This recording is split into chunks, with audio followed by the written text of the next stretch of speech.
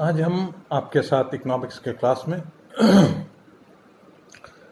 श्रम के स्वरूप के बारे में बात करेंगे। Kind of labour. कई एक प्रकार के श्रम होते हैं जिसको प्रोडक्टिव लेबर भी कहते हैं, अनप्रोडक्टिव लेबर कहते हैं, स्किल्ड लेबर, अनस्किल्ड लेबर, इस तरह से कई एक उसमें होते हैं। आपको एक करके हम आपको बताते चलेंगे किस प्रकार के कितने काइंड ऑफ लेबर्स होते हैं। इसमें पहले नंबर पर उत्पादक श्रम तथा अनुत्पादक श्रम, productive labour and unproductive labour.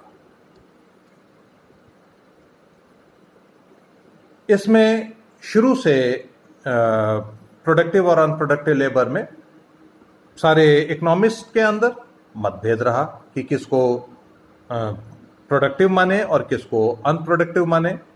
जो क्लासिकल इकोनॉमिस्ट थे, परंपरावादी जो थे, उन्होंने कहा कि वो श्रम जो शारीरिक रूप से किया जाता है या भौतिक वस्तुओं के उत्पादन के लिए किया जाता है वो श्रम में आता है, बाकी श्रम में नहीं आता। लेकिन मॉडर्न इकोनॉमिस्ट, आधुनिक अर्थशास्त्रियों ने कहा कि नहीं, ऐसा नहीं है। अगर ऐसा करते हैं तो उसमें सेवाएं खत्म हो जाती हैं, यानी कि डॉक्टर, वकील, अध्यापक और इस तरीके के जितनी भी मेंटल लेबर करने वाले लोग हैं जो किसी भौतिक उत्पादन का, भौतिक वस्तुओं का उत्पादन नहीं करते हैं, ऐसे लोग लेबर से बाहर हो जाएंगे। तो उन्होंने कहा शारीरिक और मानसिक रूप से किए गए श्रम के द्वारा, जिसके द्वारा तुष्टि गुण का सृजन होता है, क्रिएशन ऑफ यूटिलिटी होती है या उसमें वृद्धि होती है, उत्पादक श्रम कहते हैं। जहां कहीं भी क्रिएटिविटी ऑफ यूटिलिटी यानी कि तुष्टि गुण का सृजन हो, वो उत्पादक श्रम है, चाहे वो मानसिक रूप से हो, चाहे वो शारीरिक रूप से हो, चाहे भौतिक वस्तु को का उत्पादन करके हो, या फिर हम दूसरे तरीके से मानसिक रूप से हम किसी भी चीज को हम ऐसा बना दें कि उसके थ्रू उत्पादन किया जा सके, सब उत्पादक श्रम कहलाता है। तो सारी की सारी जो है, चाहे डॉक्टर हो, चाहे वकील हो, चाहे टीचर्स हो, वो भी उत्पादक श्रम में आता है। और जिस श्रम से तुष्टि गुण का सृजन नहीं होता वो अनुत्पादक श्रम कहलाता है। यदि किसी लेखक का कोई पुस्तक प्रकाशित नहीं हो पाती है तो मेहनत अनुत्पादक श्रम में गिना जाएगा। उदाहरण के तौर पर हम आपको बता रहे हैं। उसी तरीके से दूसरे नंबर पर कुशल तथा अकुशल श्रम, स्किल्ड एंड अनस्किल्ड लेबर। जिस मानसिक या शारीरिक कार्य को करने के लिए किसी विशेष प्रशिक्षण की आवश्यकता पड़ती है उसे कुशल श्रम कहते हैं। जैसे अध्यापक, वकील, डॉक्टर आदि का श्रम जो है वो कुशल श्रम होता है। इसके विपरीत जिस श्रम को करने के लिए किसी विशेष प्रशिक्षण की आवश्यकता नहीं पड़ती है उसे अकुशल श्रम कहते हैं। जैसे चपरासी, घरेलू नौकर आदि का श्रम, मजदूर का श्रम, इस तरीके के श्रम जो हैं वो आपके अनस्किल्ड लेबर में आते हैं। तो जैसे कि अब आप स्किल्ड में कोई भी चीज में जब कि हमको ट्रेनिंग लेनी पड़ती है, हमको स्पेशल ट्रेनिंग लेते हैं और स्पेशल ट्रेनिंग लेने के बाद हम जिस किसी काम को करते हैं जो कि उत्पादक हो, जिससे कि तुष्टि गुण का सृजन हो, वो स्किल्ड लेबर कहलाता है, कुशल श्रम कहलाता है। और ऐसे जिसमें कि हमें अभी आपको बताया कि किसी विशेष प्रशिक्षण की आवश्यकता नहीं होती, स्किल्डनेस की आवश्यकता नहीं होती, वैसे श्रम आपके अनस्किल्ड लेबर के अंतर्गत आते हैं।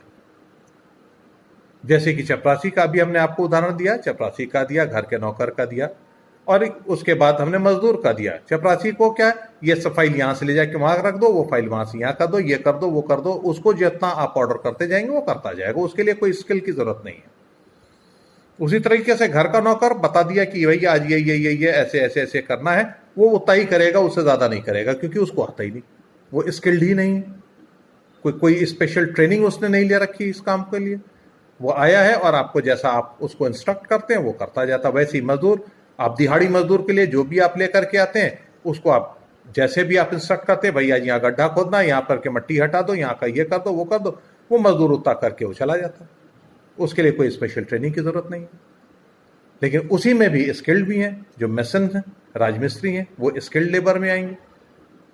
और भी दूसरे हैं, प्लम्बर है, इलेक्ट्रीशियन है, ये स्किल्ड लेबर में आएंगे, जो कि आपके किसी भौतिक वस्तु का उत्पादन करते हैं। ये लोग स्किल्ड में आएंगे, बाकी जो है अनस्किल्ड में आएंगे। उसके बाद शारीरिक तथा मानसिक श्रम, फिजिकल एंड मेंटल लेबर।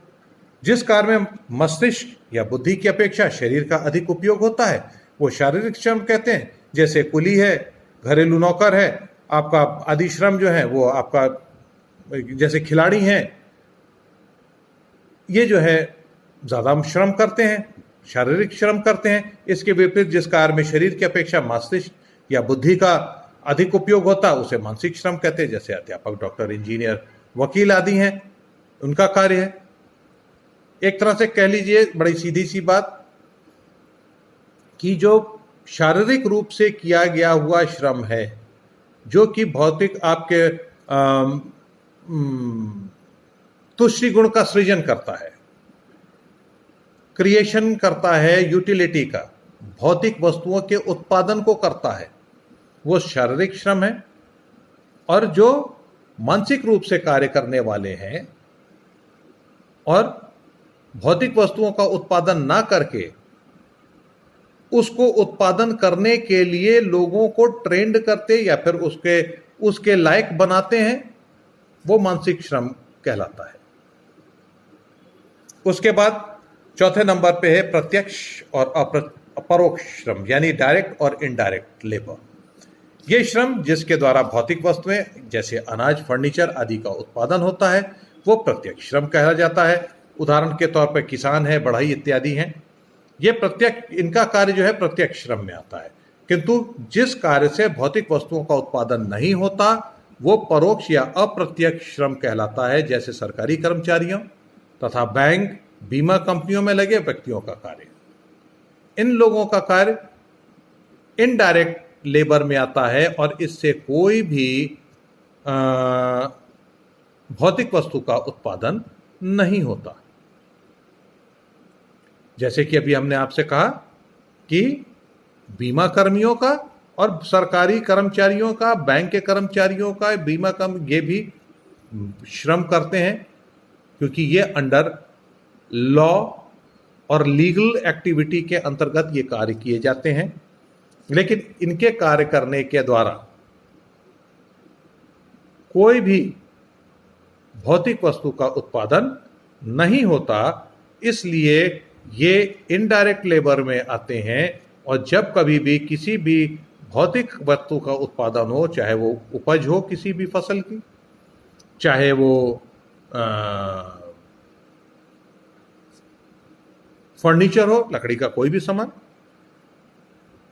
तो इस तरीके से चाहे आप पाइप्स ले लीजिए, प्लास्टिक का सामान, या जो भी आप घर के अंदर आप देखते हैं, लोहे का सामान, ये वो सारा कुछ जो कि